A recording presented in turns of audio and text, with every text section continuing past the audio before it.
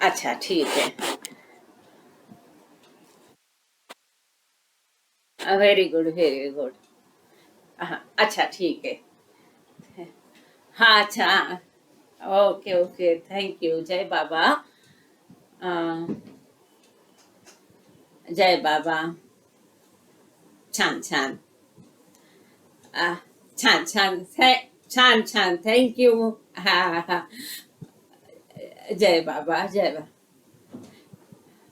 हां हां हां। जय बाबा। लेक्चर में हम रिकॉर्ड के लिए खेद है और हम आगे चलते हैं। क्या है, कई लोग हैं इसको लाइव नहीं ज्वाइन कर सकते, ऑफिस का कारण, टाइमिंग के कारण जो भी है, तो कई लोग इंतजार करते रहते हैं, इसके लिए अपन इसको रिकॉर्ड करते रहते हैं। उसमें थोड़ा सा कुछ प्रॉब्लम आ गया था। इसकी वजह से ये थोड़ी सी रुकावट हो गई। ये प्रॉब्लम को खत्म करते हैं। अ, ये आकृति में जो मैन्युस्क्रिप्ट के बारे में हम बात कर रहे थे, कि ये जो मैन्युस्क्रिप्ट में दिया है, यहाँ पर ऐसा ये जो तीनों वृत्त है, जो कि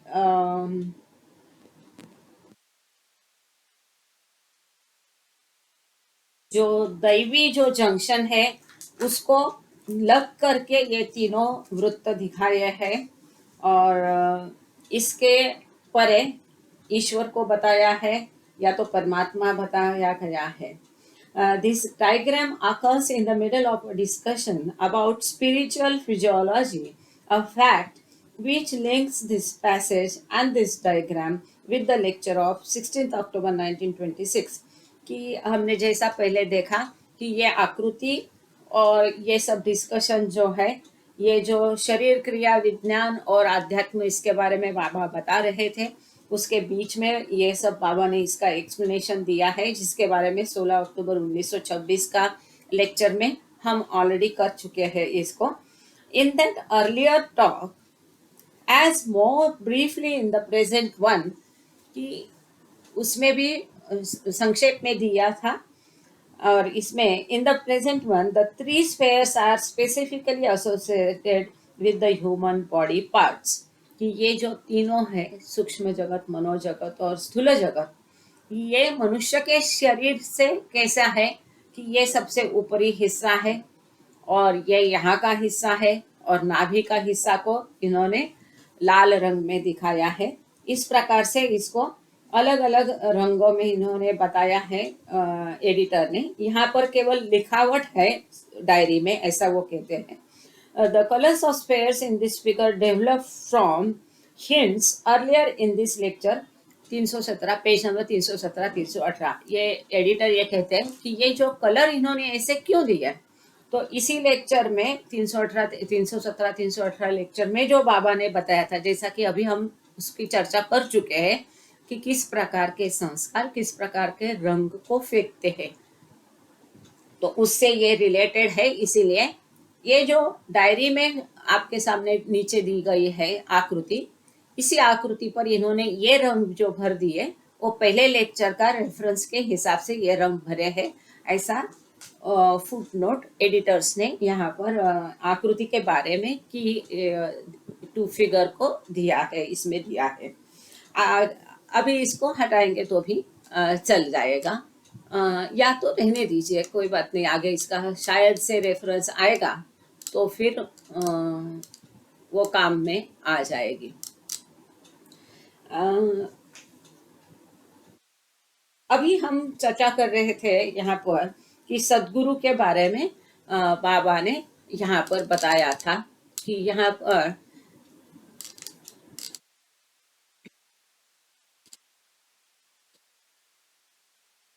सदगुरु जो है, ऊंचे से ऊंचा ज्ञान, शक्ति और आनंद का अवतार है, उसका रूप है। For this reason he is free, इसी कारण वो मुक्त है। He knows that nothing exist without him, उसको पता है, उस सदगुरु को पता है कि उसके अलावा, उसके सिवा कुछ भी अस्तित्व में वास्तव में नहीं है। ही अलोन एग्जिस्ट, आप सबको वो गाना याद आ गया होगा, बढ़िया गाना है ना, कि ये मछली है जो जल है सब कुछ है, वो ही अलोन एग्जिस्ट, बहुत सुंदर सॉन्ग है, आप सब लोगों ने उसको सुना होगा। तो इसके अलावा और कुछ भी अस्तित्व नहीं है, वो स्वयं एक ही अस्तित्व है, वही केवल अस्तित्व है, उसके एकमेव अस्तित्व है, और दूसरा कुछ भी अस्तित्व में नहीं है। Nothing else does. Not only does he glean the enjoyment of his knowledge, power and bliss, but he brings them into active use for other beings in the world.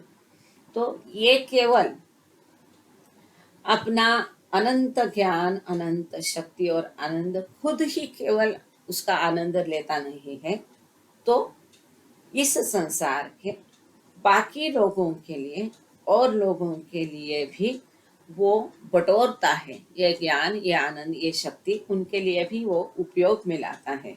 As the majzoobs unconscious of the world cannot do. मजहूब जो है इस संसार के प्रति उनकी चेतना नहीं रहती है, और इसीलिए मजहूब जो है इसको उपयोग में बाकी इस दुनिया के लिए यह अनंत शक्ति, अनंत ज्ञान, अनंत आनंद का उपयोग इस संसार के लिए मजहूब लोग नहीं कर सकते।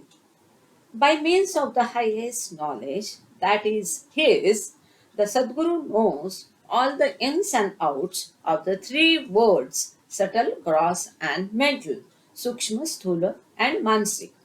ये जो ऊंचे से ऊंचा ज्ञान सदगुरु के पास होता है, इस ज्ञान के माध्यम से या वजह से सदगुरु जो है इस संसार की, और ये जो इस संसार के जो तीनों जगत है, इस संसार के तीनों जगत कौन से है?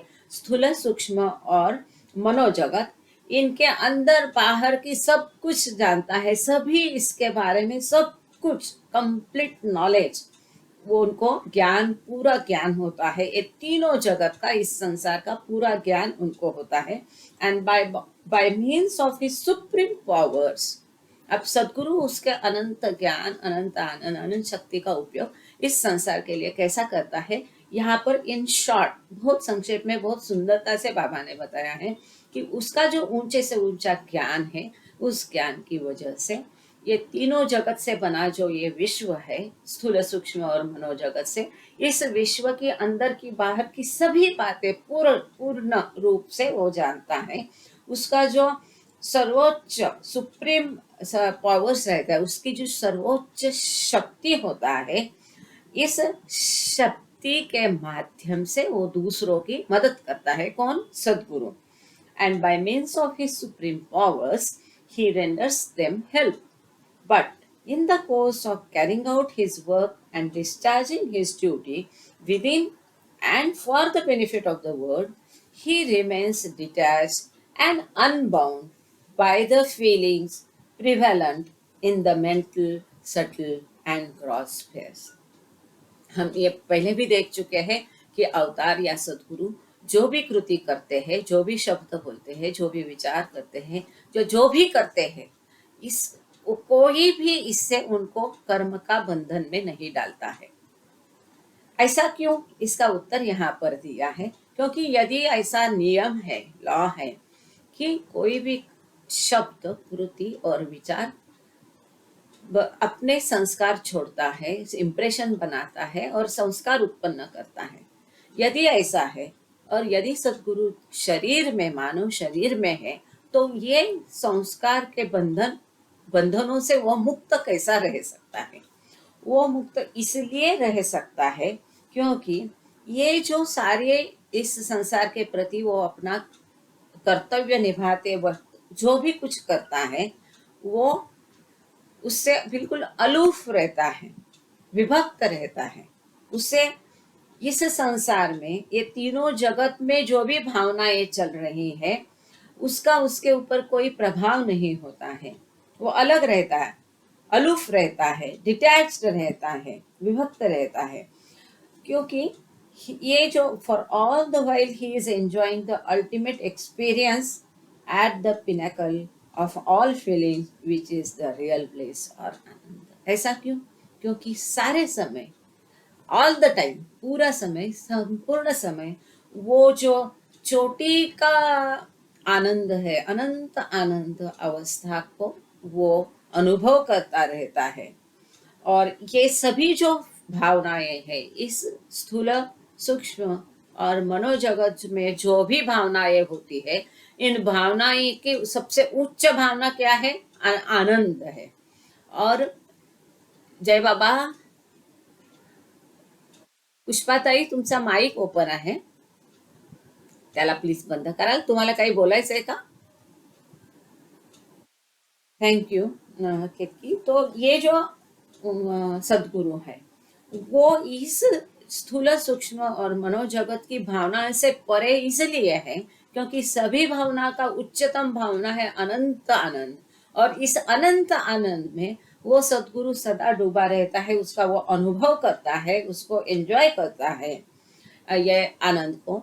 इसीलिए इस संसार की सारी फीलिंग्स से वो अलूफ रहता है, विभक्त रहता है, आबाद रहता है, उसका कोई बाइंडिंग उसके ऊपर नहीं है। ये बहुत सुंदर है, ये 4-5 लाइन जो है, इट इज डिफरेंट। अलग तरीके से बाबा ने कई लोगों के मन में कई सारे सवाल उठते हैं इसमें के विषय में। इसका जवाब यहाँ पर सीधे साधे शब्दों में बाबा ने दिया है कि सदगुरु या अवतार की क्रियाओं से वो उसको बंधन में क्यों नहीं डालती है। तो इसी कारण उसको वो बंधन में नहीं डालती है, जो अभी हमने देखा है। और उसकी शक्तियों से अनंत शक्ति, अनंत ज्ञान और अनंत आनंद का अवस्था का संसार के प्रति वो उपयोग कैसा करते हैं, ये भी इस पैराग्राफ में हमने देखा है। अब आगे और भी सुंदर तरीके से हम सबको जानते हैं कि मजहब क्या है, योगी क्या है, सलीक क्या है, सामान्य इंसान क्या है। लेकिन अब बाबा ने आगे जो बताया है और अच्छे ढंग से उसको बताया है, एक बार उसको हम सब देख लेते हैं।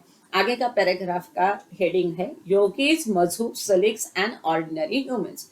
योगी, मजहब, सलीक और सामान्य इंसान। At this juncture, Shri gave a beautiful and practical illustration to explain the types of realized and unrealized persons. तो यहाँ पर एक डायरी में इन्होंने बताया है किताब में कि इस पॉइंट पर आगे बाबा ने बहुत एक सुंदर उदाहरण से ये जो है विविध प्रकार योगी, मजहब और सलीक के बारे में बाबा ने एक अच्छे उदाहरण से उसको और भी क्लियर किया है, समझाया है। Suppose for the purposes of explication, he said, referring to the place where we were all sitting at the time, that तो ये जब लेक्चर दिया उस समय सभी लोग जहाँ बैठे थे उस जगह को दिखाकर बाबा कहते हैं कि और अच्छे से समझाने के लिए हम इस जगह का उदाहरण लेते जहाँ पर वो बैठे थे। कितना इंटरेस्टिंग होगा कि परमात्मा खुद समझा रहा है, प्रैक्टिकल के साथ समझा रहा है और बता रहा है क्या है। तो कई दिनों से मेरे मन में एक विचार था कि ये हर सब लोग ये चौखट पर नतमस्तक क्यों होते हैं, ऐसा हम एक था मन में विचार था, यह प्रश्न था। तो यहाँ पर उसका समाधान मुझे मिला। तो यहाँ पॉइंट नंबर 1 है, दिस रूम, जहाँ पर बाबा और सभी मंडली इस लेक्चर के दौरान बैठे थे उसके बारे में बाबा बता रहे हैं। This room represents the 7th plane. ये जो खोली है, रूम है जिसमें हम बैठे हैं, वो 7वीं भूमिका का प्रतिनिधित्व करता है। ध्यान से सुनना सभी लोग, मेरी विनती है प्लीज, कि आगे एक पॉइंट मिस होगा तो आगे आपको लगेगा कि क्या बड़बड़ाए जा रहे हैं, लेकिन बहुत सुंदर है यह। यहाँ हम सिंपल है तो थोड़ा स्पीड रखेंगे ताकि एक ही आज के लेक्चर में इसको हम खत्म करने की कोशिश करेंगे। तो बाबा कहते हैं ये जो खोली है जिसमें हम बैठे हैं, ये 7वीं भूमिका को प्रतिनिधित्व करता है। अब समझ लो, बाबा और मंडली एक रूम में मेहराबाद में बैठे हैं। ध्यान से सुनिए, वो रूम है, क्योंकि आगे इसका रेफरेंस आएगा, ध्यान को रखना पड़ेगा। मैं पूछ भी सकती हूँ कि इसका क्या मतलब है, तो आपको तभी जवाब में तुरंत मतलब आपको लिंक लगेगी उसकी। तो ये जो रूम है वो 7वीं भूमिका को प्रतिनिधित्व करती है, जो है सच्चित आनंद और रियलाइजेशन स्टेट, सच्चित आनंद अवस्था या ईश्वर साक्षात्कार की अवस्था को ये बाबा और लोग बैठे हैं मंडली, वो रूम वो सच्चित आनंद अवस्था का प्रतिनिधित्व करती है। मतलब वो रूम, इसका मतलब सच्चित आनंद अवस्था। आगे दूसरा मुद्दा देखिए। The three articles of clothing hung on the wall opposite the entrance represent the three highest attributes. What are they? That is eternal knowledge, bliss and power.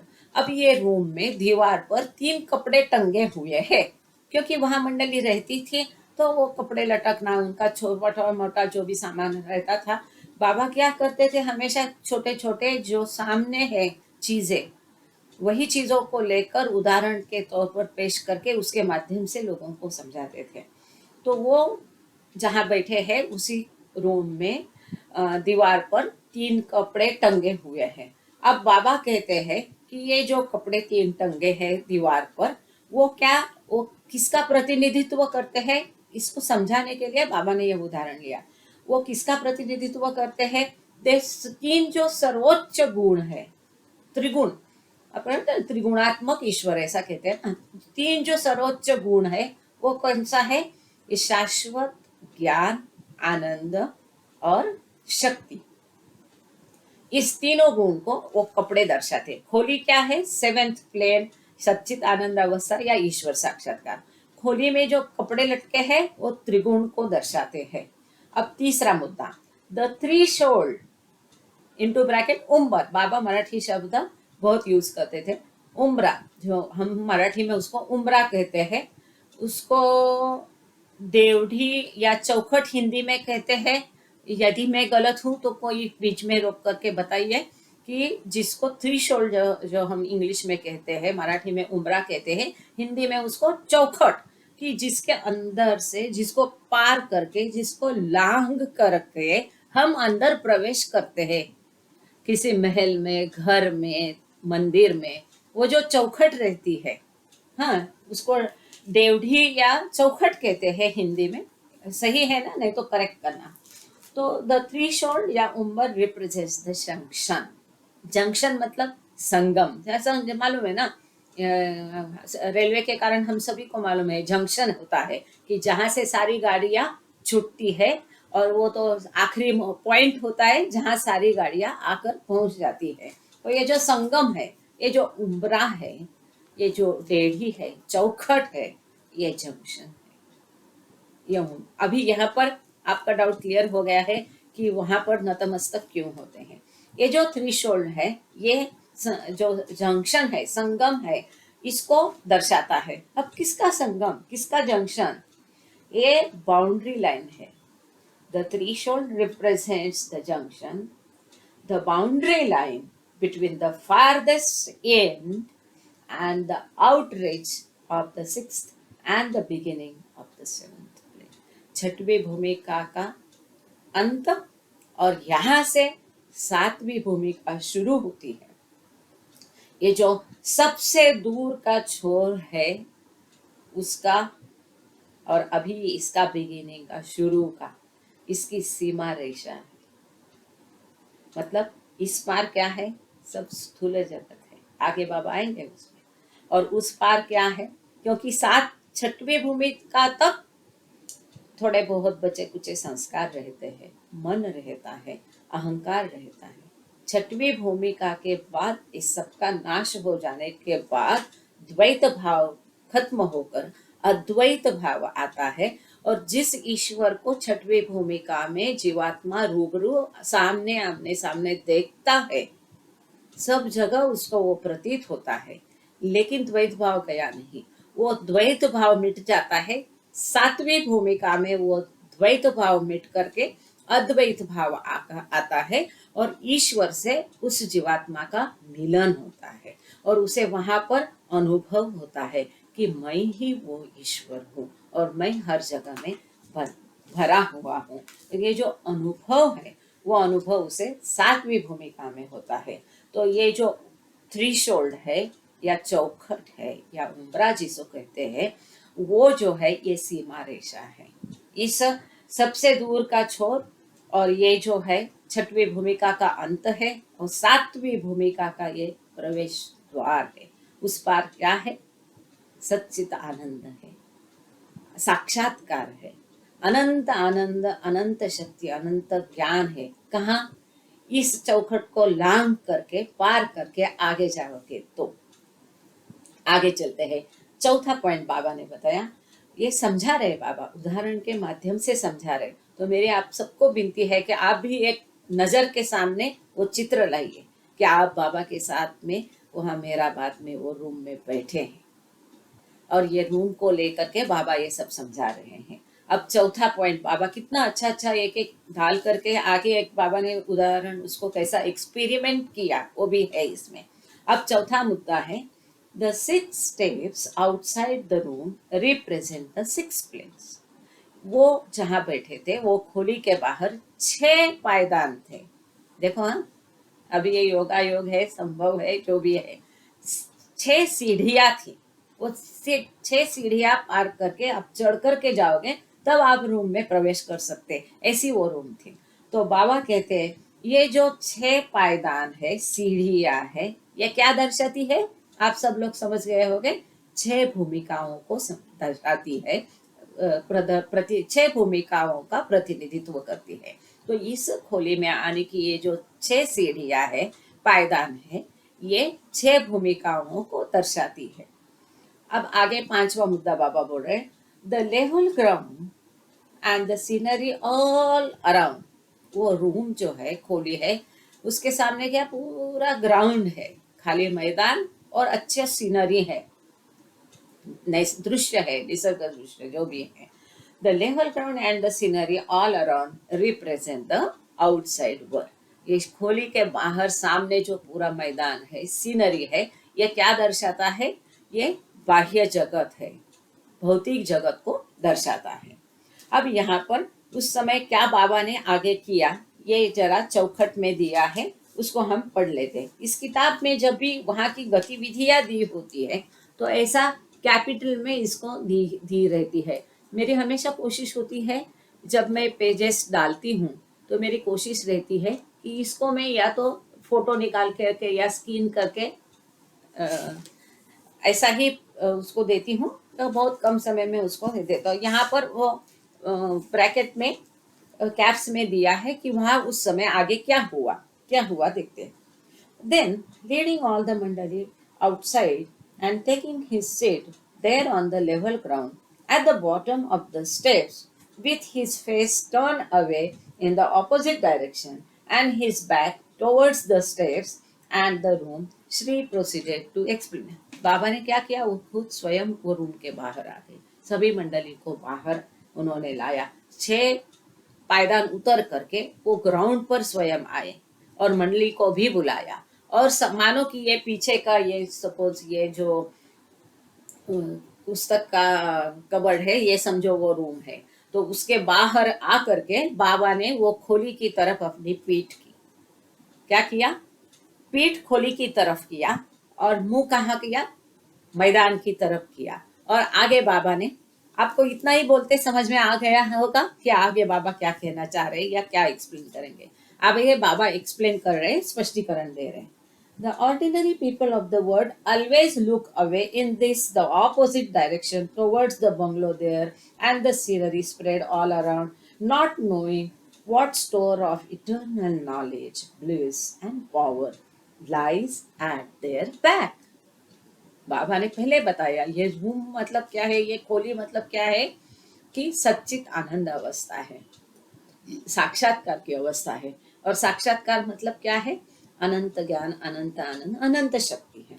तो बाबा ने अभी उस रूम की तरफ अपनी भी पीठ की और सबको वैसा खड़ा करके बाबा कह रहे, बाबा ने जो आगे ग्राउंड है, सीनरी है, बंगला दिख रहा है, पेड़ पौधे दिख रहे हैं, उसकी तरफ फिर बाबा ने मुंह करके बोला, इस संसार के लोग जो है वो ऐसे होते हैं जो सच्चित आनंद अवस्था है, अनंत ज्ञान, अनंत शक्ति और अनंत आनंद की तरफ पीठ करते खड़े रहते हैं, उसकी तरफ पीठ मोड़ के वो खड़े होते हैं, दुनिया को ही देखते हैं, दुनिया को ही सब कुछ मानते हैं, दुनिया को ही सब कुछ समझते हैं।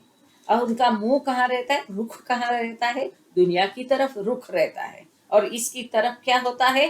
अनंत ज्ञान, अनंत शक्ति, आनंद का भंडार है, उसकी तरफ उनकी पीठ होती है। पीठ करके मुड़ करके वो खड़े होते हैं, और ये जो सब आगे सामने भरा पड़ा है उसी को देखते रहते हैं। ये क्या है? बंगला है, सीनरी है, जो संसार है, भौतिक जगत है, उसी में खो जाते हैं, और उनका रुख नहीं रहता है, उनकी पीठ रहती है अनंत ज्ञान, शक्ति और आनंद की तरफ। For these worldly people are so sorry, for these worldly people are so enraptured and entangled in the clutches of Maya, क्योंकि ये संसारी जगत के लोग जो है, तुम्हारे हम मेरे जैसे हम लोग जो है, वो ये माया की जकड़ में इतने लिपटे हुए हैं, व्यस्त है, मंत्र मुक्त हो गए हैं। into bracket बाबा ने लिखा है, of the world and its surroundings and connections which are all nothing but an illusion. इस संसार की सारी गतिविधियाँ, ये सारे कनेक्शंस, ये सारे नाते संबंध और ये सब जो है, इसमें इतने लिपटे हुए हैं, उसी में इतने मंत्रमुग्ध हो गए हैं, सब कुछ भूल करके अपनी जो मूल अवस्था है, अनंत शक्ति, अनंत ज्ञान है, उसकी तरफ पीठ करके खड़े हो गए हैं, और जो कुछ भी नहीं है, केवल भास है, उसकी तरफ ही देख रहे हैं। That they do not give even the slightest thought to what lies on the other side of things. तो दूसरी तरफ जो है, पीठ की तरफ है, जिसकी तरफ उन्होंने पीठ मोड़ी है, उस तरफ क्या है इसका थोड़ा सा विचार भी नहीं करते हैं, तो उसका अनुभव करना दूर की बात है। That is what lies at their back, let alone caring to make sincere endeavors to know or realize it. पीछे, मेरी पीठ पीछे या दूसरी तरफ, इस दूसरी छोर में, दूसरी तरफ में क्या है, उसको अनुभव करने का या उसके लिए गंभीरता से सिंसियर प्रयास करने का छोड़ो, उसके बारे में जानने का छोड़ो, उसके लिए अनुभव नहीं है, उसके बारे में जानते भी नहीं, नॉलेज भी नहीं है, लेकिन क्या है वो सोचते भी नहीं, उसका विचार तक उनके मन में नहीं आता है। Hence, they are perpetually groping in the dark and grasping at the shadow of a shadow while missing the substance. इसी वजह से क्या होता है, निरंतर वो जो कुछ भी नहीं है, जो छाया की भी छाया मात्र है, ऐसी तलाश में रहते हैं, और जो तथ्य है, सब्सटेंस है, उसको चुक जाते हैं, मिस कर जाते हैं। और उस तथ्य क्या है? विच इज द ट्रुथ और द रियलाइज, जो तो अंतिम सत्य है, वो जो अनुभव है, उसको वो खो देते हैं। Even though this very truth and the highest knowledge, power and bliss which it has imbibed and taken into itself, this actually exists and is real.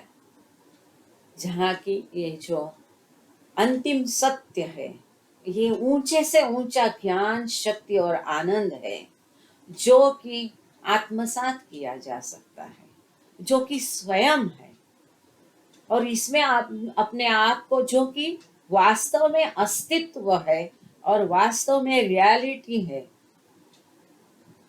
तथ्य है, उसी को वो अनदेखा करते हैं, उसकी तरफ पीठ मोड़ते हैं, उसकी तरफ मुख मोड़ लेते हैं। और rather, as one might say, nothing exist in reality except the truth. तो दूसरी तरह से ऐसा भी कहा जा सकता है, दूसरे शब्दों में कहना है तो वास्तव में कुछ भी अस्तित्व में वास्तव में नहीं है सिवाय अंतिम सत्य, और ये अंतिम सत्य की तरफ ही वो अपनी पीठ करते हैं, और जो भास है उसी के पीछे पड़ते हैं, उसी की तरफ अपना ध्यान देते हैं। है ना, कितना अच्छे से बताया है बाबा ने। आगे और भी मजा आएगा, आगे देखिए क्या कहते हैं Baba. Now the yogis, having to a certain limited extent come to know of the falseness of the seeming existence of this world, and indeed the whole universe as well, through satsang or reading or hearing, that is, by one means or another, have renounced the world owing to previously accumulated sanskaras, and so do not care to look into that direction towards Maya that the ordinary people of the world, the masses of humanity, do. कितना बड़ा paragraph है, 5-6 लाइनें का है, लेकिन in short बताती है। बाबा बोल रहे जो योगी लोग हैं वो क्या करते हैं, सामान्य जनता जैसा ये संसार की तरफ मुंह करके खड़े हैं, तो योगी ऐसा नहीं करते। योगी क्या करते हैं, संसार की तरफ पीठ करके ये जो अनंत ज्ञान अवस्था की तरफ मुख करके है। ऐसा क्यों है, क्योंकि सत्संग है, वाचन है, सुनना है, या और दूसरे कोई भी माध्यम से है, इन्होंने ये थोड़ा बहुत जाना है, ये क्या थोड़ा बहुत ज्ञान हासिल किया है कि ये संसार है जो अस्तित्व जैसा दिखता है, लेकिन वास्तव में ये पूरा विश्व कुछ भी नहीं है, ये जीरो है, ये माया है, ये फॉल्सनेस है। ऐसा इन्होंने प्रतीत किया है। इन्होंने योगी लोगों ने कहाँ से प्रतीत किया है, कहाँ से जाना है, तो सत्संग से, वाचन से, सुनने से और कई माध्यमों से इनको थोड़ा बहुत ज्ञान हो गया है कि ये संसार मायावी है, ये वास्तव में अस्तित्व नहीं है, और इसीलिए इस संसार की तरफ से उन्होंने मुख मोड़ा है, उन्होंने उसको त्याग दिया है, और उनके जो पहले के अच्छे संस्कार उन्होंने प्राप्त किए हैं, इस संसारों की वजह से ये जो है उस दिशा में देखने का प्रयास नहीं करते हैं, किंतु ये जो दूसरी दिशा है, खोली है, जहाँ सच्चित आनंद अवस्था है, ज्ञान आनंद और शक्ति है, उस तरफ में मुख करके ये योगी लोग खड़े होते हैं। Instead, they turn their eyes back from that deadly and destructive maya of the world with its attachments, prompted to do so by their extreme desire and longing to see what lies in this other direction, which leads to the truth. That truth about which, in the beginning, they had not the first inkling, let alone actual direct sight. Let alone actual direct sight. तो ये जो ऐसा कैसा होता है, तो इसके वो मायावी जगत की तरफ मुख करके उसमें लिप्त होने के बदले, उसके बजाय इंस्टेड वो क्या करते हैं, ये जो घातक और विनाशकारी माया है इस संसार की, इस जगत की है, उससे अपनी आंखें मोड़ लेते हैं, और उसकी जो अटैचमेंट्स है, आसक्तियां है, इन सब से, ऐसी जो बहुत ज़्यादा इच्छाएं हैं, एक्सट्रीम डिजायर है, इन सब से ये अपना मुख आंखें मोड़ ले करके वो जो अंतिम सत्य है उस पाने के लिए उस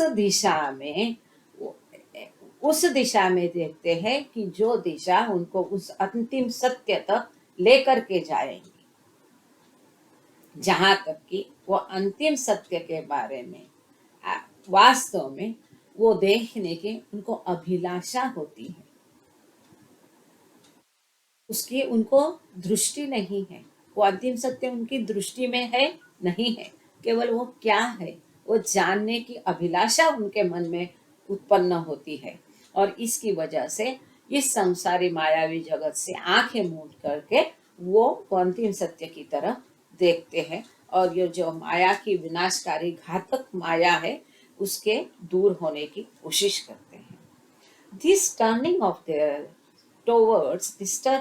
theirs towards reality and truth, along with their desires and sincere efforts and exertions towards the attainment of this aim, has enabled them to make some certain progress. और वो जो है ये सारी मायावी इच्छाएं खत्म करके उसकी जकड़ में आने से बच करके और ये जो अंतिम सत्य है, ट्रुथ है, रियलिटी है, उसकी तरफ आने की वो कोशिश करने के कारण वो कुछ हद तक प्रगत होते हैं। कौन? ये योगी जो पढ़ कर सुन कर सत्संग में ले करके सहवास में हिस्सा ले करके इन्होंने जाना है कि ये मायावी जगत है, ये भास है।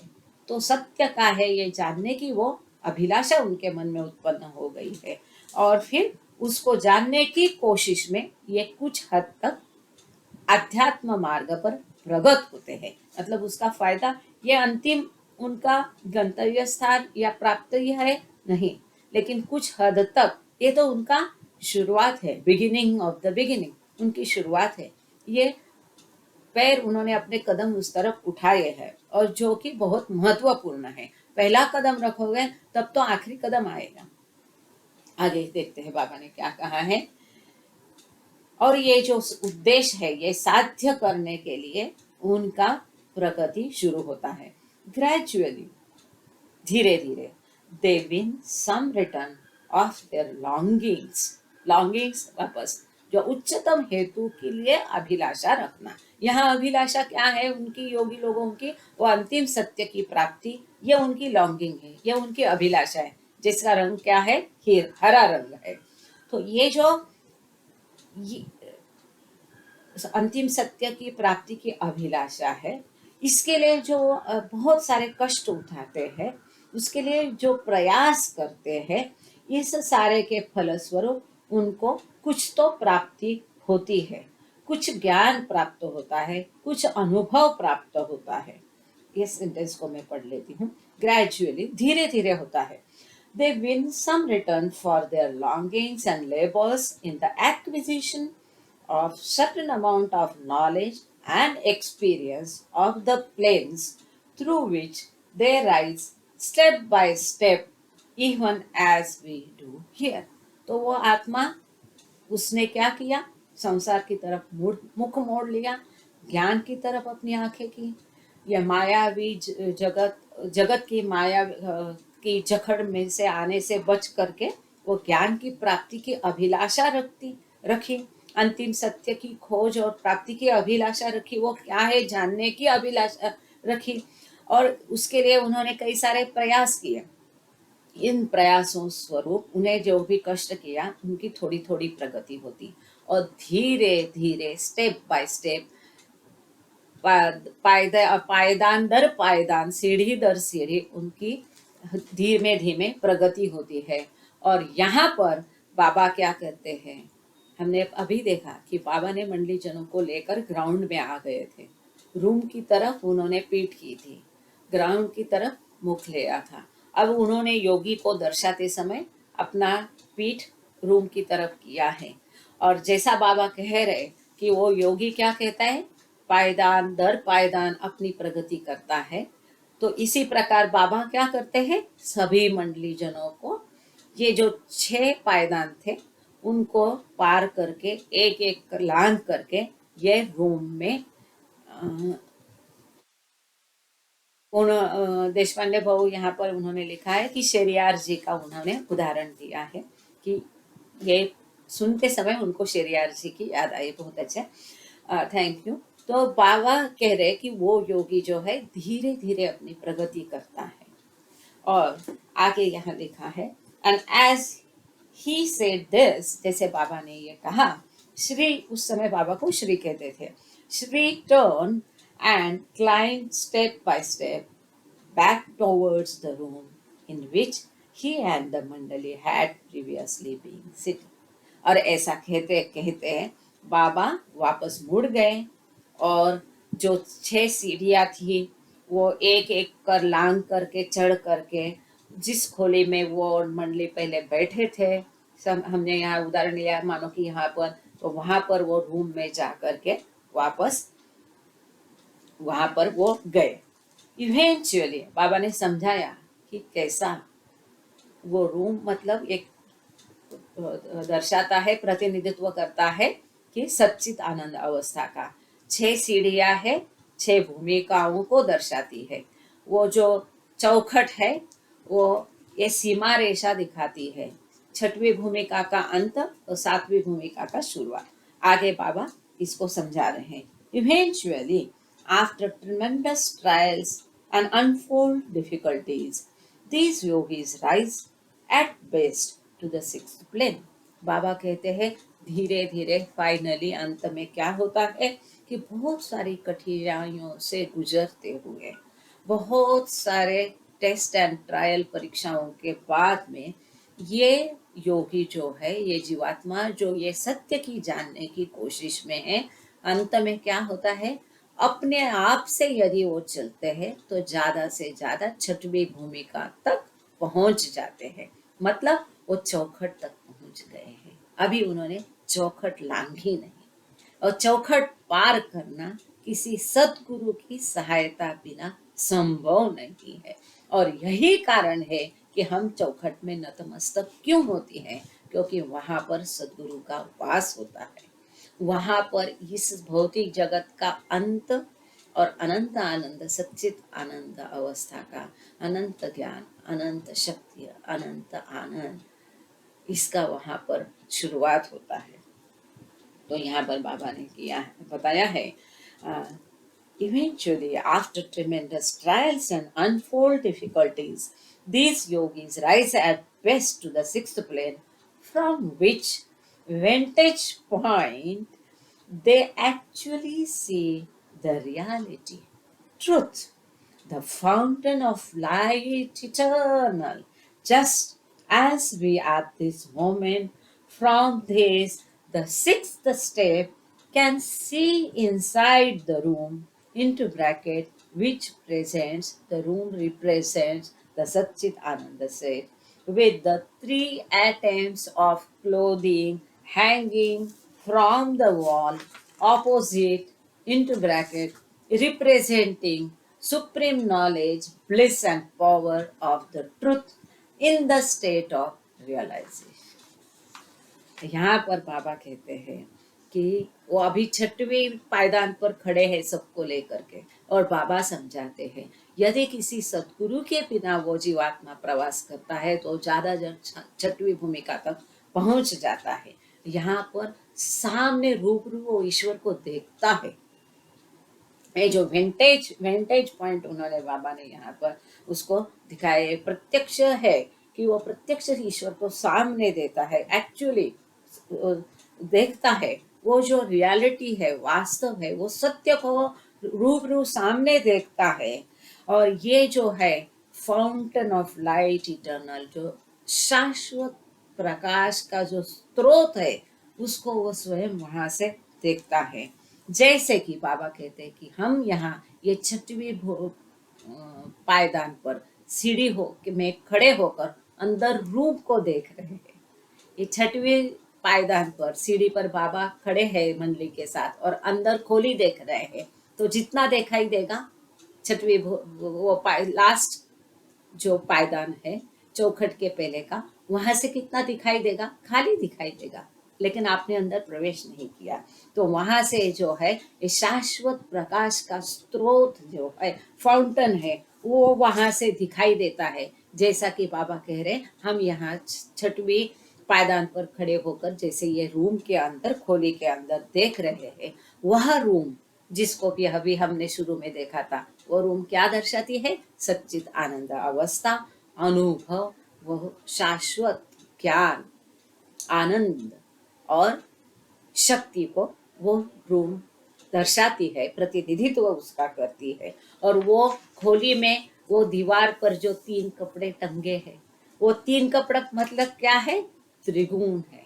वो कौन से त्रिगुण है, सर्वोच्च ज्ञान, सर्वोच्च शक्ति और सर्वोच्च आनंद को ये 3 कपड़े दिखा प्रतिनिधित्व करते हैं। तो ये 6वीं पायदान पर खड़े होकर के हम वो 3 कपड़े मतलब ये त्रिगुण देख रहे हैं, ईश्वर के देख रहे हैं, ईश्वर के 3 गुणों को देख रहे हैं। आगे बाबा कहते हैं, now at this juncture one meets with a check and has to stop यहाँ क्या होती है, बाधा आती है, निरोध आता है, शह होता है। क्यों? क्योंकि यहाँ पर अभी भी हमने जैसे बाकी लेक्चरों में देखा है, सॉरी, ये बाधा आ गई है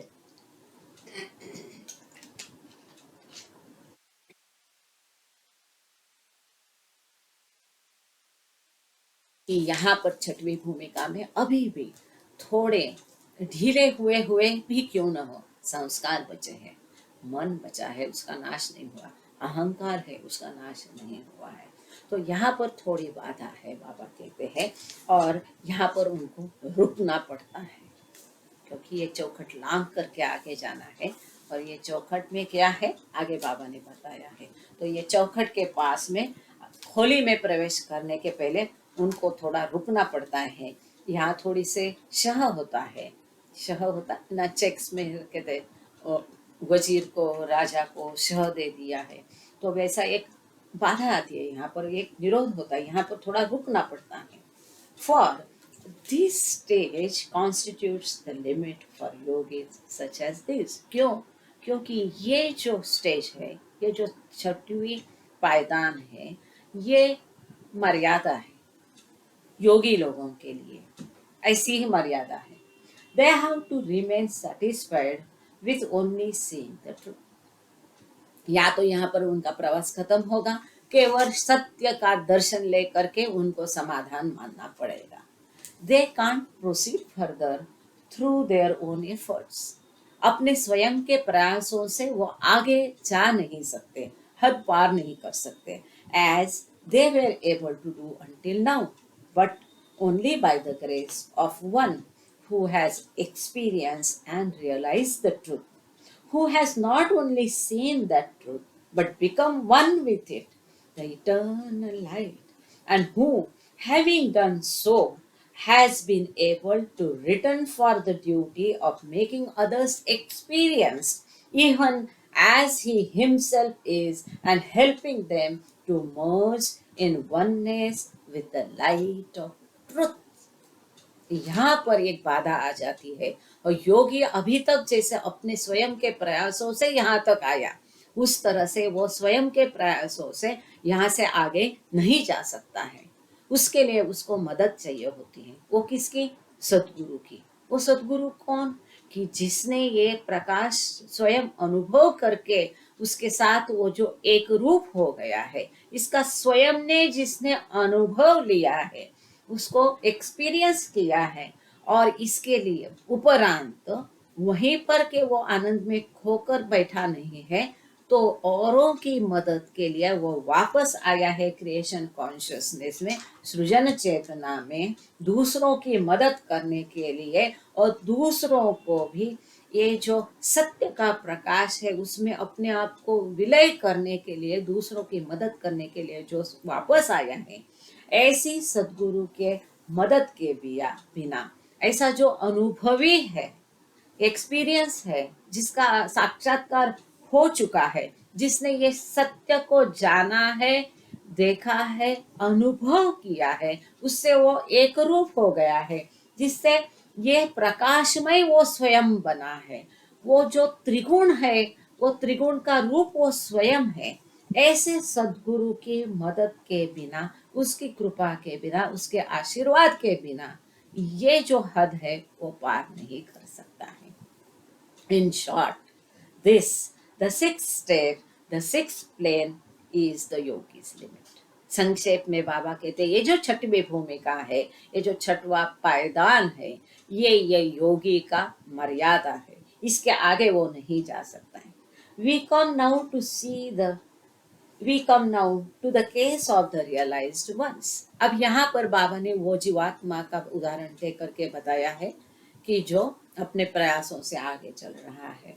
अब बाबा कहते हैं, अब जो अनुभवी है, जो साक्षात्कारी है, जो ईश्वर साक्षात्कार प्राप्त गॉड रियलाइज सोल्स है, उनके तरफ में हम उनका केस देखते हैं।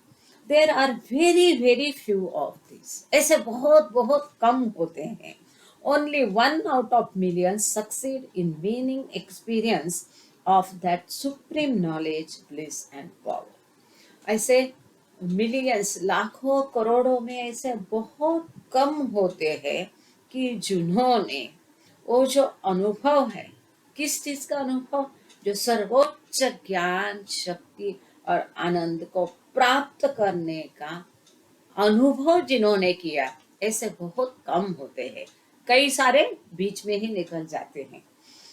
और and out of millions of these only one returns for duty. ऐसे लाखों करोड़ों में से कोई एक ही है जो अपने कर्तव्य के लिए वापस आता है। वापस आता है मतलब अपना भान वापस रखता है।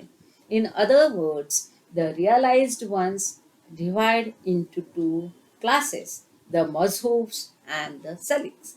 बाबा कहते हैं दूसरे शब्दों में जो साक्षात्कारी लोग हैं, रियलाइज्ड वंस है, परफेक्ट मास्टर्स है, वो दो प्रकारों में बांटे जा सकते हैं, उनका वर्गीकरण किया जा सकता है।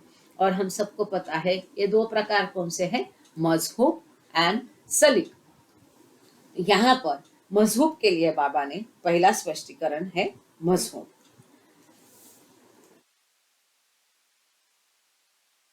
The Mazhubs are those who succeed in crossing the boundary described earlier. और मजहूब वो है कि ये जो हमने चौखट का, देखो ये उदाहरण के साथ बाबा चल रहे हैं, यहाँ एक्सपेरिमेंट हो रहा है, इसलिए हम इस बात को पूरा करेंगे। आज थोड़े टाइम हो गया है, मैं जानती हूँ, मानती हूँ, लेकिन हमको यहाँ आधा नहीं छोड़ना है। आज हमको चौखट पार करनी है, इसलिए यहाँ हम आधा नहीं छोड़ेंगे। तो ये मजहूब जो है, ये जो है, the majzoobs are those who succeed in crossing the boundary describe earlier. ये जो चौखट है, इसको पार करने में, लांघने में, ये मजहूब लोग यशस्वी हो जाते हैं। That is the threshold that marks the far limit of the six plane. Into bracket में बाबा ने बताया कि ये जो चौखट है, थ्रेशोल्ड है, उम्बरा है, इसको, ये डेढ़ी को कि जो कि छठवीं भूमिका का अंत है, इसको पार करने में मजहूब लोग यशस्वी हो जाते हैं। जय बाबा, सुनीता का विचार है, आपको कुछ पूछना है सुनीता को? हाथ ऊपर उठाया और लेफ्ट भी हो गया। And reach the seventh plane where they became realized and one with परमात्मा। ये चौखट पार किया, छठवीं भूमिका भी मजहूब ने पार की, सातवीं भूमिका में पहुंच गए और वहां पर उन्होंने अनुभव करके वो परमात्मा से उनका मिलन हो गया और परमात्मा से वो एक रूप हो भी गए। देर इन द स्टेट ऑफ निर्विकल्प, the Mazhubs, having become perfect, merely enjoy Anant Anand and do no more। और वहां पर परमात्मा से मिलन होने के बाद वो निर्विकल्प समाधि में चले जाते हैं। तो ये होती है निर्विकल्प समाधि। क्या होती है निर्विकल्प समाधि? साक्षात्कार, ईश्वर साक्षात्कार या गॉड रियलाइजेशन हो गया, प्राप्त करने के बाद उसी आनंद में वो मशगूल होके वहीं खो जाते हैं और वापस नहीं आते हैं। तो ये जो साक्षात्कारी होते हैं वो निर्विकल्प अवस्था में पहुंच जाते हैं और वो केवल वो अनंत आनंद की अवस्था को एंजॉय करते हैं और कुछ भी बाकी करते नहीं। मर्ज इन यूनियन विद परमात्मा, परमात्मा में एक रूप हो जाते हैं, उनका मिलन होता है, परमात्मा में उनका लय होता है, मर्ज।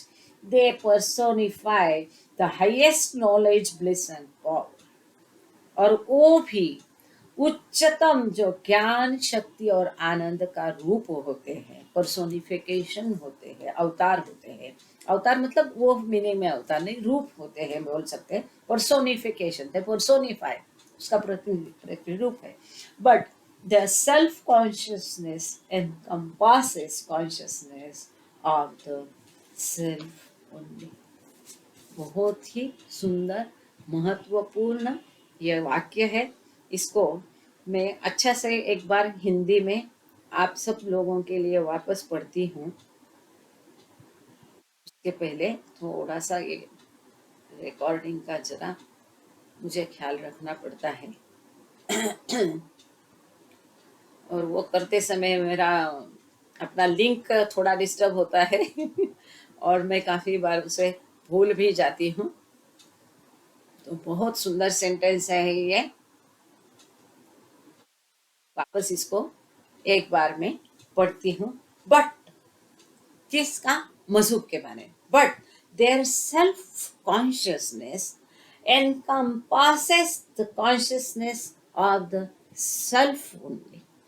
उनकी आत्मा, उनके आत्मा की चेतना जो है, आत्म चेतना, उनके आत्मा की चेतना, उनके आत्म चेतना जो है वो केवल स्वयं की चेतना को समाहित करती है। उनकी आत्म चेतना केवल स्वयं की चेतना को समाहित करती है।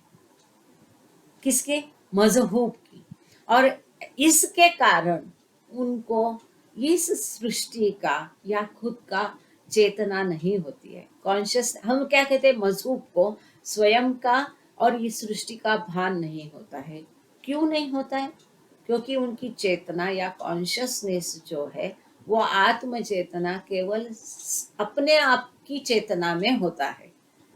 यहाँ पे बहुत सुंदर ये वाक्य है, थोड़ा कॉम्प्लिकेटेड लग सकता है, बट देयर सेल्फ कॉन्शियसनेस, किसका? मजहूब का, encompasses consciousness of the self only. परमात्मा से मिलन होने के बावजूद ये एक ही होती है कि उनकी जो आत्म चेतना है वो केवल स्वयं की चेतना में समाहित होती है। बहुत महत्वपूर्ण है। इसके ये पूरे मजहूब के वैशिष्ट्य की चाबी है ये। इसी में मजहूब के सारे वैशिष्ट्य को क्यों, क्या, कैसा सब सम्मिलित है। And not of the universe. वो जो कॉन्शियसनेस है वो विश्व का लिए कुछ लेना देना नहीं है। विथ इट्स 3 वर्ड्स, विश्व के अंदर जो 3 जगत है, कौन से जगत? स्थूल, सूक्ष्म, मनोजगत, the mental, subtle and gross, उससे उनको कोई लेना देना नहीं होता है। 10 अनकॉन्शियस ऑफ द यूनिवर्स, वो जो विश्व के प्रति अचेत रहते हैं। दे केवल आत्म चेतना के लिए ही और सेल्फ चेतना रहती है, उनकी सेल्फ में रहती है, एम्बॉयडेड। They cannot make use of the supreme knowledge, bliss, and power acquired by them in their perfect state, and so they render no service to others in the world. और इसी कारण उस संसार के प्रति वो अचेत रहते हैं। इसीलिए उन्होंने जो सर्वोच्च ज्ञान, शक्ति और आनंद प्राप्त किया है, उसका उपयोग वो इस संसार के औरों के लिए नहीं कर सकता है, या इस विश्व के बाकी लोगों के लिए कोई सेवा प्रदान नहीं कर सकते हैं। और हमने पिछले लेक्चर में ही देखा था, लेकिन उनकी जो कोई सेवा करता है उसको अपने आप ही आध्यात्मिक फायदे मिलते हैं।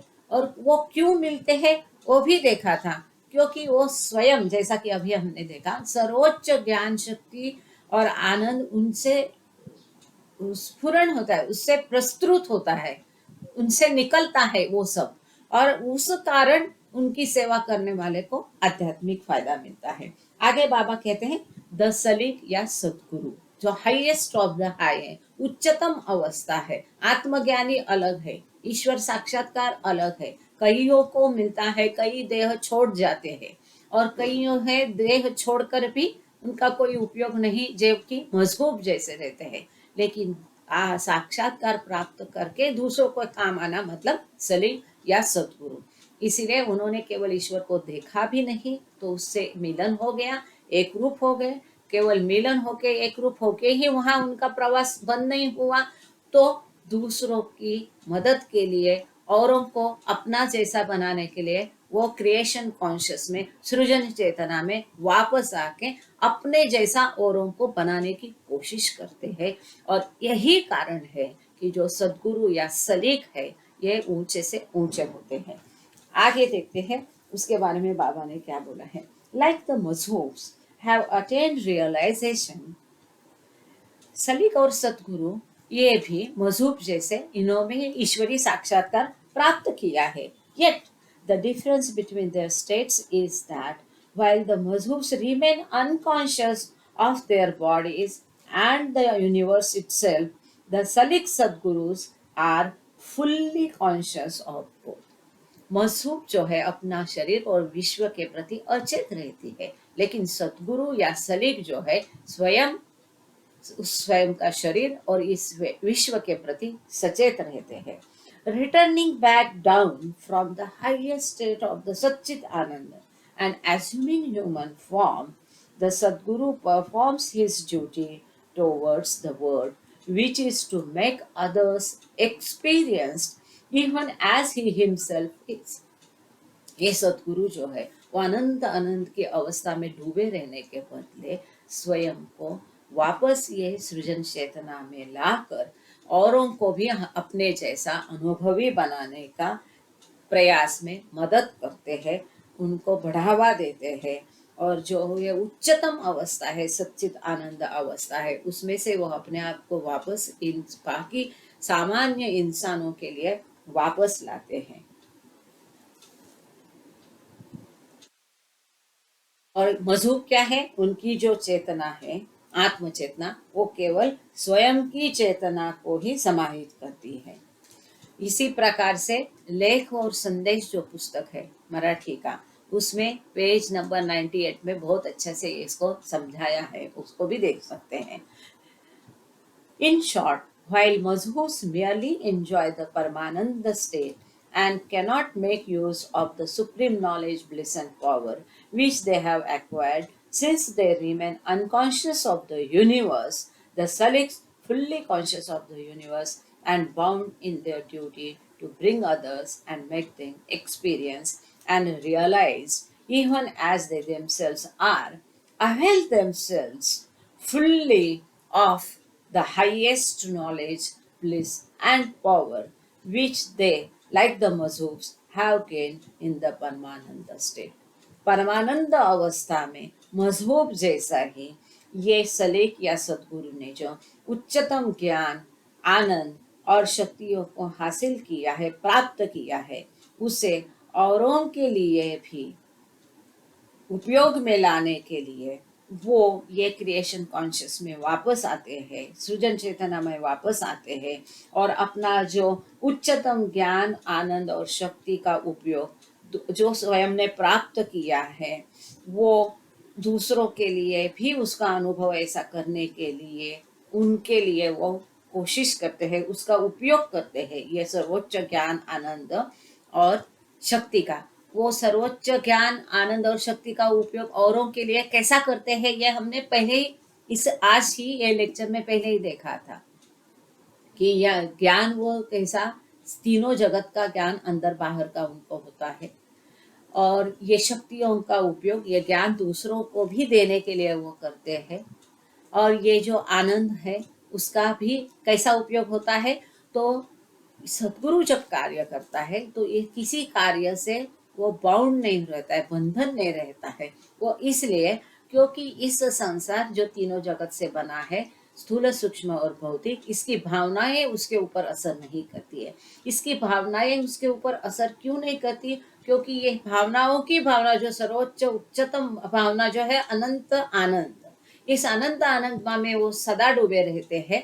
और इसीलिए इन तीनों जगत की भावनाओं का उनके ऊपर असर नहीं होता है, वो कार्य करते हुए, अपना कर्तव्य निभाते हुए, और उसका असर नहीं होने के कारण कोई भी कार्य उनके ऊपर बंधन कारक नहीं होता है, जिससे कि उनके संस्कारों पर, उन पर कोई भी कार्य का संस्कारों की निर्मित नहीं करता है. ऐसा ये पूरा चेन है. केवल बोल करके मैं बोलता हूँ करके एक्सेप्ट करको ऐसा बाबा ने किया नहीं. तो हर बार कई लोगों को लगता होगा ये रिपीटेशन है, ये तो हम कर चुके हैं, इसको तो हमको पता है, तो मालूम है, लेकिन दर बदल हर सीढ़ी पर बाबा कुछ ना कुछ एक ऐड करते जा रहे हैं, पूरा समझा करके. वो ऐसा क्यों, उसका टेक्निकलिटीज पूरा बाबा ने इसमें सुंदरता से समझाया है.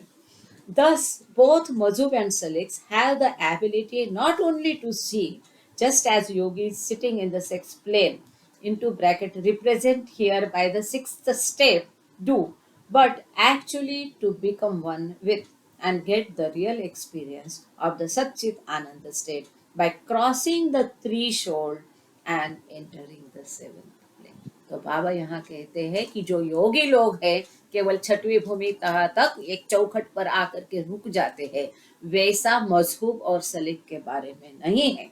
तो ये सलीक और मजहूब ये छठवीं भूमिका को, इस चौखट को लांग करके केवल छठवीं भूमिका में आकर वो केवल परमात्मा को देखते नहीं है, किंतु इसको लांग करके वो सच्चित आनंद अवस्था को वास्तव में अनुभव करते हैं।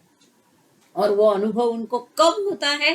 तभी होता है जब वो ये चौखट लांग देते हैं, ये पार करते हैं, ये थ्रेशोल्ड पार करके अंदर खोली में जाते हैं, तभी ये सच्चित आनंद अवस्था को अनुभव कर सकते हैं। बीच में रुक जाते, बीच में निकल जाते नहीं है, वो अंदर क्रॉस करते हैं। ये क्रॉस करना, ये चौखट पार करना बहुत महत्वपूर्ण है।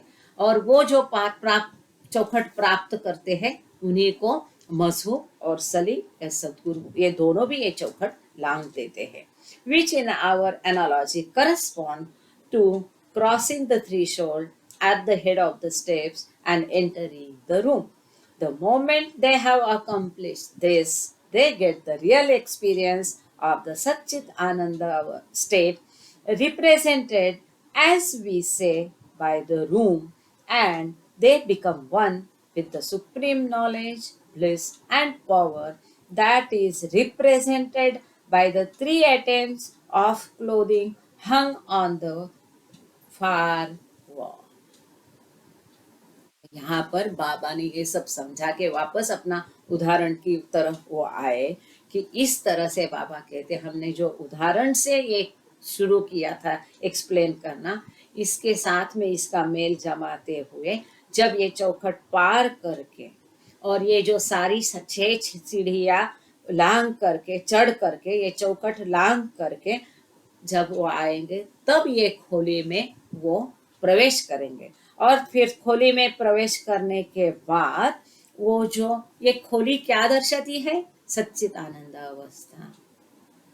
और इस अवस्था का वो अनुभव करेंगे। और फिर क्या होगा कि जैसा ये रूम में हमने देखा था कि त्रिगुण है, वो जो कपड़े हैं मतलब त्रिगुण है, मतलब ये जो सर्वोच्च ज्ञान, शक्ति और आनंद को वो खोली में आने के बाद प्राप्त करेंगे। और वो सच्चित आनंद अवस्था को खोली में आने के बाद ही वो अनुभव करेंगे। मतलब ये छठवीं भूमिका पार करके सातवीं भूमिका शुरू होने के बाद शुरू होती है चौखट पर, और वो लांग करके अंदर आने के बाद में वो ये सब अनुभव करेंगे सच्चित आनंद अवस्था को। और ये जो कपड़े टंगे हैं मतलब त्रिगुण है, उसको वो प्राप्त करेंगे। To repeat, while yogis only see the fountain of light, the realized ones, masubs and saliks, unite with it. बाबा कहते अगर वापस दोहराना है तो मैं ऐसा कहूँगा कि योगी जो है वो केवल ईश्वर को देख सकते हैं, जो प्रकाश का स्रोत है। तो बाबा ने क्या कहा था इसके शुरू में? God is equal to light. ईश्वर मतलब प्रकाश है, ईश्वर मतलब बाबा ने कहा है सत्य है। तो ये योगी केवल उसको देख सकते हैं, किंतु जो मजहूब और सलेख है वो उस ईश्वर से एक रूप हो जाते हैं, वो स्वयं ईश्वर बन जाते हैं, उसके मिलन होता है। But while the first type of realized one, the mazhub, subsist in the sheer enjoyment of the perfect knowledge, bliss and power of the Paramananda state, into bracket, which is to say, in terms of analogy, that they remain in the state of the articles of clothing hung on the wall. The saliks, after entering the room, gaining union and experiencing realization into bracket of the three courts and continuing to enjoy that state, nonetheless are able to come back down, resume again the human form, and pick up the burden of their duty to lead others to that highest state. तो बाबा यहाँ कहते हैं कि मैं वापस दोहराता हूँ कि जो मजहूब है ये रूम में आने के बाद केवल ईश्वर से एक रूप होते हैं, और ये जो कपड़े लटके हुए हैं उसी में फंसे रहते हैं। सच्चित आनंद मतलब त्रिगुण में, highest knowledge, power and bliss, शक्ति, ज्ञान और आनंद में वो लिपटे रहते हैं मजहूब। लेकिन सलीक जो है वो वही मजहूब जो है वो अवस्था को एंजॉय करते हैं। लेकिन सलीक जो है उसको प्राप्त कर करके, ये जो कपड़े टंगे हैं तीनों, कौन से कपड़े हैं? दीवार पर बाबा ने उदाहरण दिया, 3 कपड़े टंगे हैं त्रिगुण, सर्वोच्च ज्ञान, शक्ति और आनंद के जो 3 कपड़े हैं उनको प्राप्त करके सच्चित आनंद अवस्था को उन्होंने अनुभव किया। त्रिगुणात्मक ये त्रिगुण को प्राप्त करके ये सलीक जो है वापस ये मनुष्य शरीर में आते हैं। वो शरीर रहता ही है पर उसका वहां सृजन चेतना में वापस आते हैं और ये सृष्टि में जो उनके कर्तव्य है उसका बोझ उठाते हैं और दूसरों को भी ऐसी उच्चतम अवस्था प्राप्त करने के लिए मदद करते हैं। दिस थ्रीशोल्ड, ये जो उम्बर है, उम्बरा, that you see here is the junction. ये जो चौखट है आप यहाँ पर देख रहे हैं, ये थ्रेशोल्ड है, ये जंक्शन है, संगम है। The crossing between the Paramanand and human state, परमानंद अवस्था और इंसान की अवस्था, ये दोनों का ये संगम है, ये मर्यादा है, इनकी सीमा रेशा है। This threshold that you see here is the junction, the crossing between the Paramananda and human state. The Salik establishes his seat on this junction, gathers around himself those prepared for the Paramananda state and experience, into bracket gain, when one crosses between the 6th and 7th planes, keeps in that 7th plane state those who, like Mazhoobs, are not destined to return back down there into creation consciousness, and enables those others to play out their part, into bracket, meaning in short his circle members whose duty it is, he thinks, to return to the world and bring back selected ones just as he himself has done. मैं इस बार ना जानबूझ के पूरा para पढ़ती हूँ ताकि जो इंग्लिश को एक लिंक रहती है पढ़ करके सुन करके जो समझना है। अब बाबा ने यहाँ बहुत इंपॉर्टेंट मुद्दा बताया है कि इसीलिए हम इसको बीच में नहीं रुकाना चाहते थे कि जो बाबा ने एनोलॉजी ली, उदाहरण लिया है कि ये खोली एक सच्चित आनंद अवस्था है, ये चौखट जो है, ये चौखट जो है उम्बरा जिसको कहते हैं, थ्रीशोल्ड कहते हैं, ये क्या है ये बाबा यहाँ पर एक्सप्लेन कर रहे हैं। बाबा कहते हैं जो सलीक लोग हैं, जिसको अभी तक बाबा ने सलीक के बारे में इतना 2 पेजेस यहाँ पर वापस से पूरा बताया है उसका टेक्नोलॉजी के साथ में कि उनके संस्कार उनके ऊपर बंधनकार, उनके कर्म उनके ऊपर बंधनकारक क्यों नहीं होते, उससे संस्कारों की निर्मित क्यों नहीं होती, ये बताने के साथ बाबा ये भी बताना नहीं चुके कि सलीक की अवस्था सर्वोच्चम अवस्था है। तो बाबा कहते ये जो सलीक है वो अपना स्थान ये चौखट पे बना के रखे है। ये जो सीमा रेशा है, इंसान, सामान्य मनुष्य और परमानंद अवस्था की ये सीमा है, संगम है, जंक्शन है। और ये जंक्शन पे कौन रहते हैं? सलीक लोग रहते हैं, जो कि ईश्वरी साक्षात्कारी पुरुष है, सर्वोच्चम अवस्था, हाईएस्ट ऑफ द हाई रहते हैं, जिन्होंने वो अवस्था को प्राप्त करके औरों की मदद कर लिए अपना सृजन चेतना कायम रखी है। तो ऐसे सलीक लोगों का वो अपना जो स्थान है वो ये जंक्शन पर, ये चौखट पे बना के रखते हैं और उनके इर्द गिर्द जो है, जो कि परमानंद अवस्था प्राप्त कर सकते हैं, उस अवस्था का अनुभव कर सकते हैं, ऐसे लोग उनके इर्द गिर्द ये चौखट पर रहते हैं। और जिन्होंने ये 6वीं भूमिका का अनुभव करके, जिनको 7वीं भूमिका प्राप्त करनी है, ऐसे लोग यहाँ पर चौखट पे ये सलीक के इर्द गिर्द रहते हैं। और ये सलीक क्या कहते हैं कि इनको छठवीं भूमिका पार करके सातवीं भूमिका में प्रवेश देते हैं। ये प्रवेश द्वार है, चौखट ये प्रवेश द्वार है, और वहां पर सलीक ये प्रवेश देते हैं, छठवीं भूमिका पार करके सातवीं भूमिका के अंदर उनको प्रवेश देते हैं। और जैसे कि मजहूब है कि जो जिनके भाग्य में है ईश्वरी साक्षात्कार, लेकिन वहां तक ही उनका भाग्य है, तो वैसों को भी वो अंदर दे करके ईश्वरी साक्षात्कार अनुभव करने में उनकी मदद करते हैं, जो कि क्रिएशन कॉन्शियस में, सृजन चेतना में वापस नहीं आते हैं, और जो कि इस भूमिका में उनका कोई अपना कर्तव्य नहीं रहता है। उनका जो पार्ट है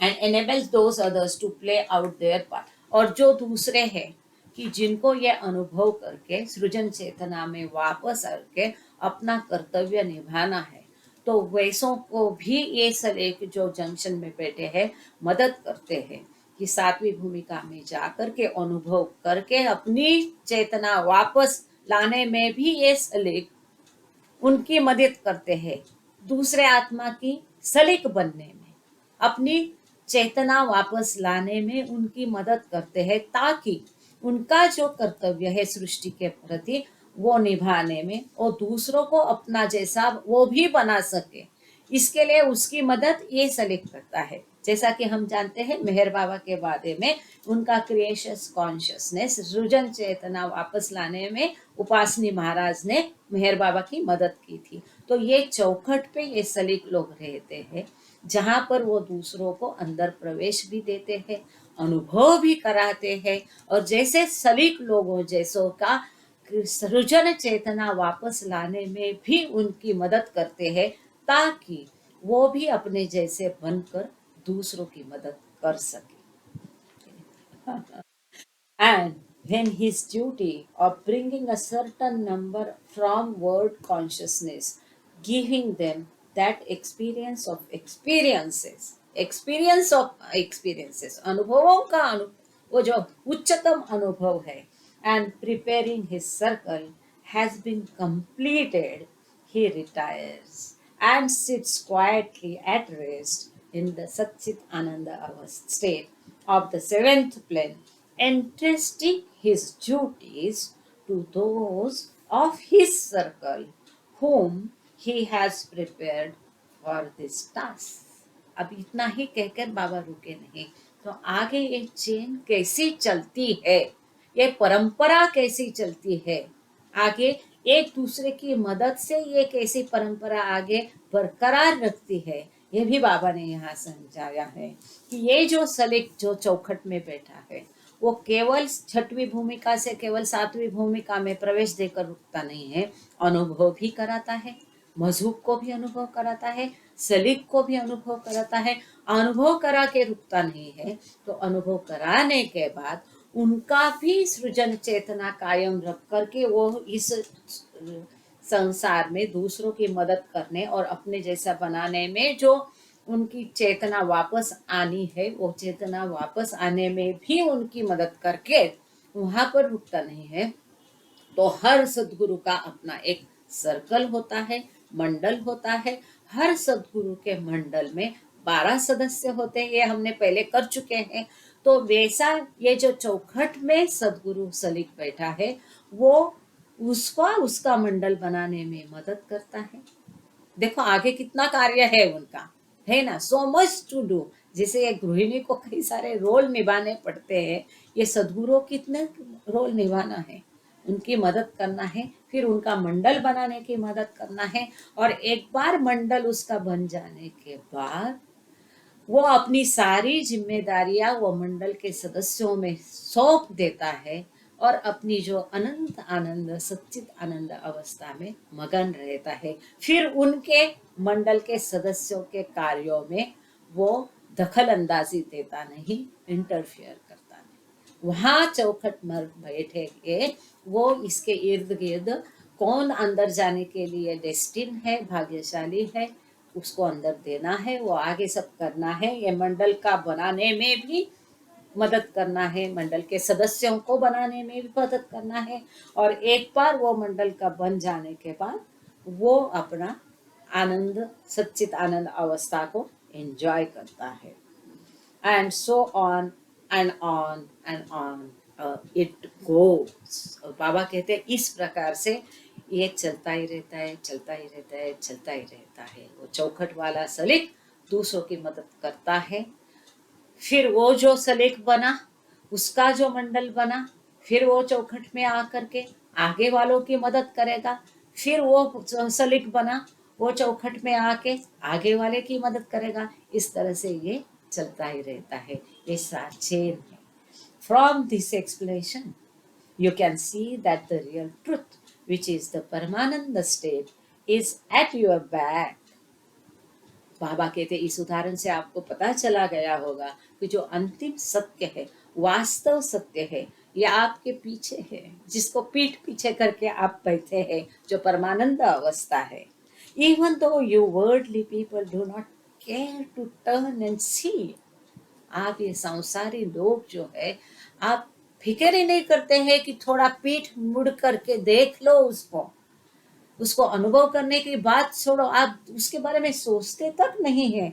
but look only in the opposite direction, लेकिन आप केवल उल्टी दिशा में ही देखते हैं। उल्टी दिशा क्या है? मायावी जगत है, टुवर्ड्स माया। योगीज हाउएवर, लेकिन योगी जो है वो क्या करते हैं? Do care and indeed exert themselves to see what is at their back. लेकिन जो योगी है, जीवात्मा है, वो क्या कहते हैं? वो कोशिश करते हैं, प्रयास करते हैं, पीछे क्या है जानने का यत्न करते हैं, उसको हासिल करने की कोशिश करते हैं। They get some return for this effort in the form of experiences of the planes of consciousness, and eventually they see the fountain of light. Though even this exalted experience is not advisable if one is proceeding without the aid of, तो ये जो प्रयास करते हैं इसके बाद में उनको वो विविध भूमिकाओं पर धीरे धीरे वो जाते हैं, उनका अनुभव होता है और वो प्रत्यक्ष प्रकाश का स्रोत को देखते हैं।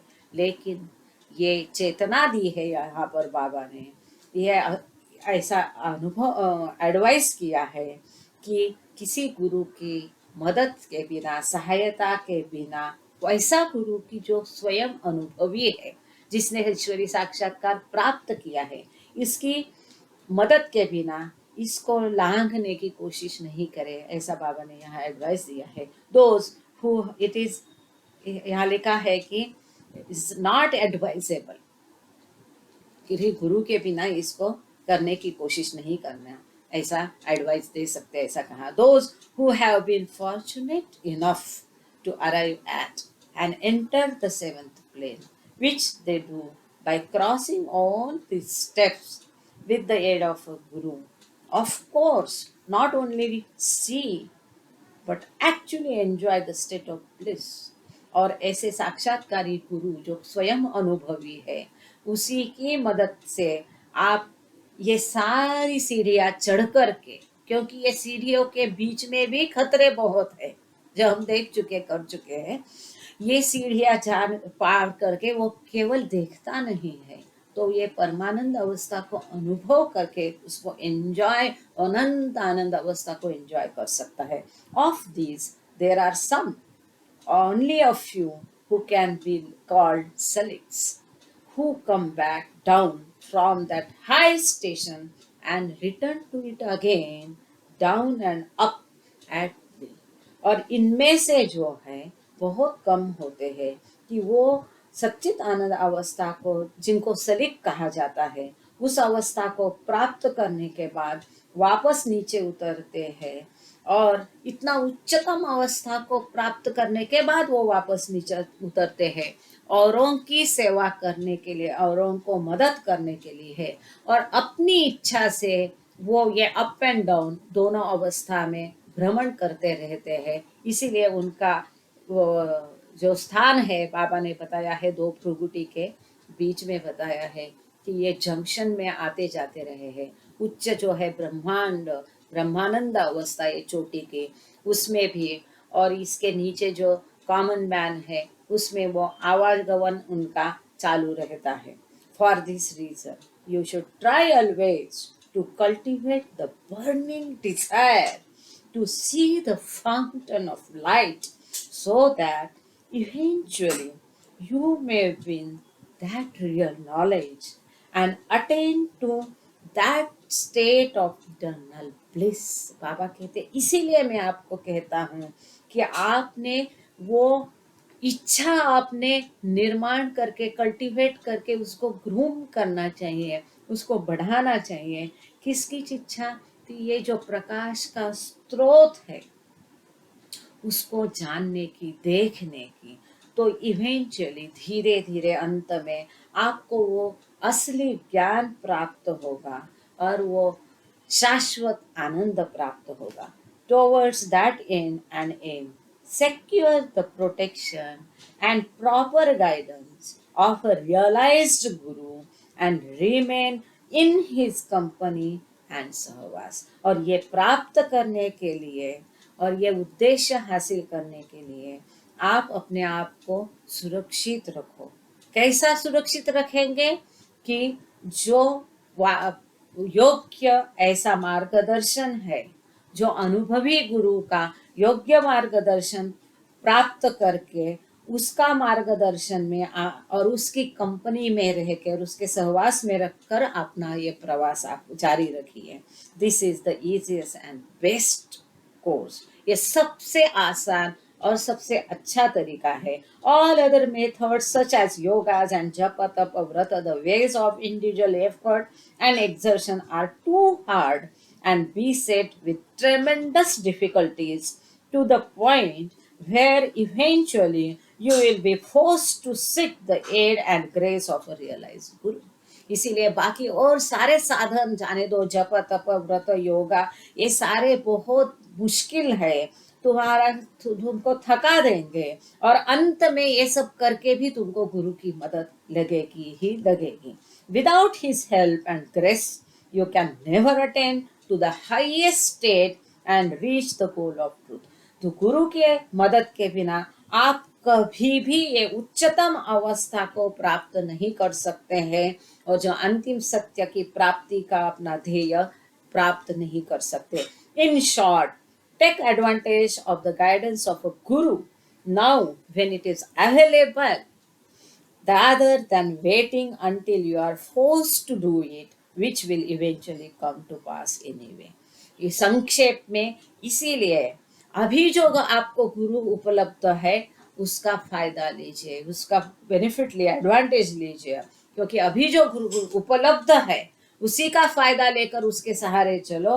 यहाँ तक कि अंत में किसी का इंतजार करते वहां रुकने के बदले और वो अंत में गुरु का आशीर्वाद लेने का मजबूरन है, फोर्स टू डू इट, ऐसा नौबत आने के बदले अभी आपको अवेलेबल गुरु है उसका फायदा लेके, क्योंकि अंत में ये होने ही वाला है और वो आपको सत्य की प्राप्ति करा ही देगा। थैंक यू बाबा, thank you all of you, thank you Ketki. Sorry आज बहुत टाइम हो गया, मेरे ख्याल से हम 7 पहुंच रहे हैं, 3 मिनट बाकी है। प्लीज किसको प्रार्थना दी है मुझे याद नहीं है, किसको बोला है, या तो कोई सामने आकर के प्रेयर कर लीजिए। यहाँ पर ये योगी मजहूब और जो बाबा ने उदाहरण दिया था कि कैसे आगे बढ़ना है, ये चौखट का महत्व और जो रूम को बाबा ने एक सच्चित आनंद अवस्था बतलाया है और मजहूब सलीक और सामान्य इंसान में क्या फर्क है और ऐसी छोटी छोटी बातें और कई सारी टेक्निकलिटीज बाबा ने यहाँ इस लेक्चर में बहुत खूबी से समझाई है। आप सभी का धन्यवाद, थैंक यू। आगे आइए प्लीज, इसके लिए कोई